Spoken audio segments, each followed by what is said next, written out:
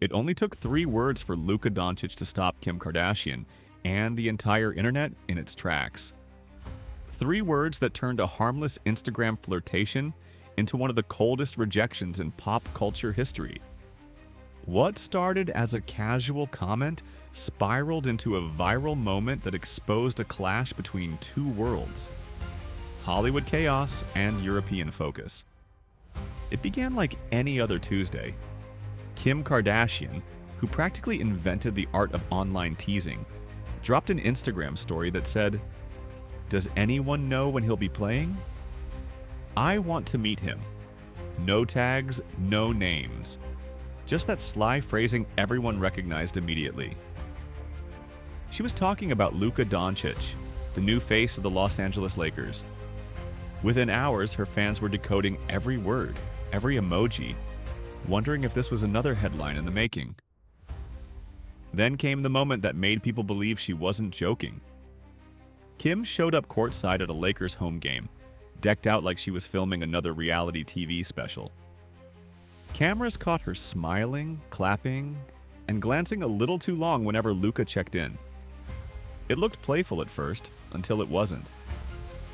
A few days later, the Lakers' official Instagram page posted a photo of their newest star in that iconic gold and purple jersey. Within minutes, the comments exploded. And there it was, Kim herself chiming in. "I want to learn how to speak Slovenian." The internet went nuclear. Fans started flooding the replies with memes, warnings, and jokes. "Kim trying to collect another jersey," one said. "Somebody tell her Luka's taken," another wrote. It turned into a digital riot. Then Luka appeared beneath her comment and, without breaking a sweat, typed 3 words. "No, please don't." No insults, no drama. Just calm rejection. And somehow, that short reply hit harder than any insult could. Within minutes, Kim deleted the comment, but screenshots were everywhere. Sports blogs, gossip accounts, meme pages. Luka didn't just end the conversation, he froze it in time. He showed that silence can roar louder than spectacle. What made it even more powerful was who Luka is. He's not a man chasing clout or camera flashes. He's been with his fiancée, Ana Maria Goltes, since they were teenagers back in Slovenia. They've weathered long distance, success, and fame together. He posts his family proudly, FaceTimes his daughter after games, and keeps his world small, focused, and real. When Kim made her move, fans didn't see a flirt. They saw someone testing boundaries with a man who'd already drawn his line. It wasn't just about a comment anymore. It was about values colliding, because we've all seen this movie before. A Kardashian enters an NBA player's orbit, and soon the word curse starts trending. Lamar Odom, once an NBA champion, spiraled after marrying Khloe. Chris Humphrey's career became a punchline after his 72-day marriage to Kim. Jordan Clarkson's rise cooled after being linked to Kendall Jenner. Even Rashad McCants once claimed his relationship with Khloe cost him millions. Whether superstition or coincidence, fans weren't taking chances. When Kim's emoji appeared, they yelled collectively, "Not this time." Luka's "no, please don't" wasn't just polite, it was protective. Behind that calm reply was a man who's built differently. Before he ever stepped foot in the NBA, Luka was already dominating Europe. At 16, he was playing professional ball against grown men in Spain. At 19, he became the EuroLeague MVP and champion. By 2018, he was drafted and immediately traded to Dallas, where doubters called him too slow, too soft, too European. 2 seasons later, he was averaging near triple-double numbers and humiliating defenders twice his size.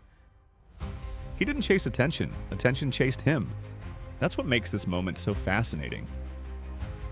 Luka's fame came from mastery, not manipulation. Meanwhile, Kim's fame was built on mastering the spotlight itself. For Luka, visibility is a side effect of greatness. For Kim, visibility is the product she sells.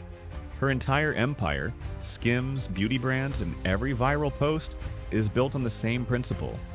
Control attention, and you control the market. Reality TV turned her private life into a billion-dollar business, where every relationship becomes a storyline, every scandal a campaign. So when she dropped that comment under Luka's post, people wondered, why public? Why now? He'd just joined the Lakers. New city, new legacy, global spotlight. It looked less like curiosity and more like strategy. Because in Hollywood, attention isn't accidental, it's engineered. And Luka? He doesn't play that game.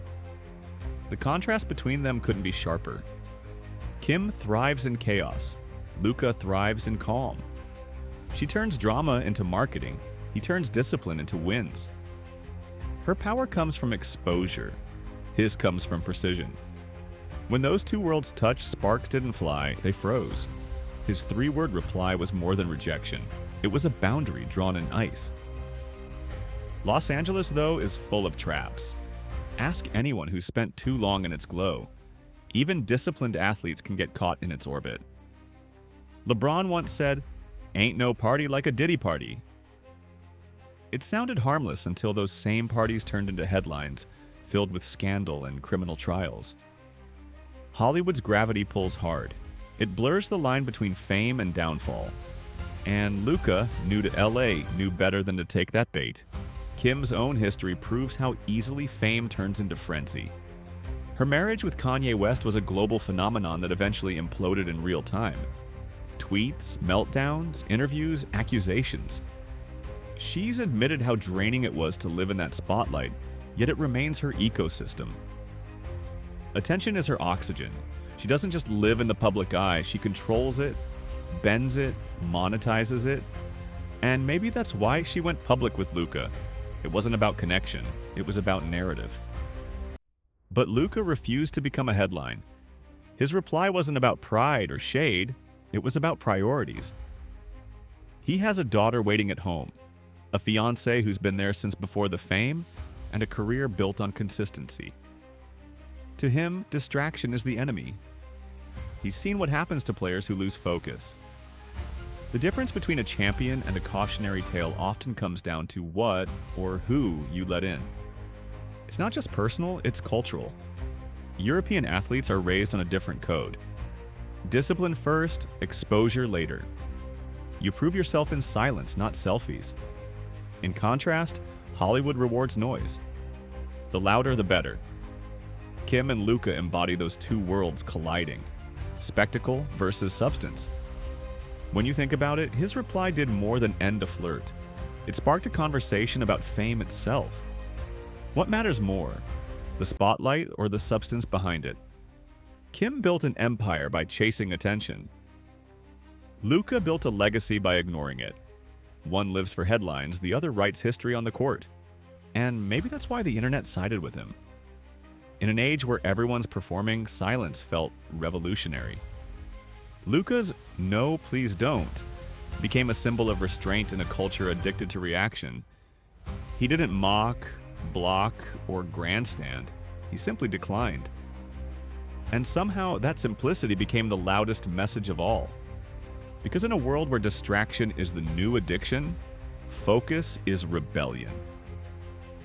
Kim Kardashian's comment was a test of ego. Luka Doncic passed it with discipline. He reminded everyone, fans, athletes, and celebrities alike, that power doesn't come from chasing attention. It comes from choosing what to ignore. So maybe that's the real lesson here. Fame built on noise fades fast. Fame built on mastery endures. Kim's world runs on chaos. Luka's runs on control. And in just 3 words, he reminded us which one actually wins. What do you think? Was Luka's icy reply the ultimate clapback, or should he have played along? Drop your thoughts below, hit like if you're team focus, and stay tuned. Because if this story proved anything, it's that silence might just be the new power move.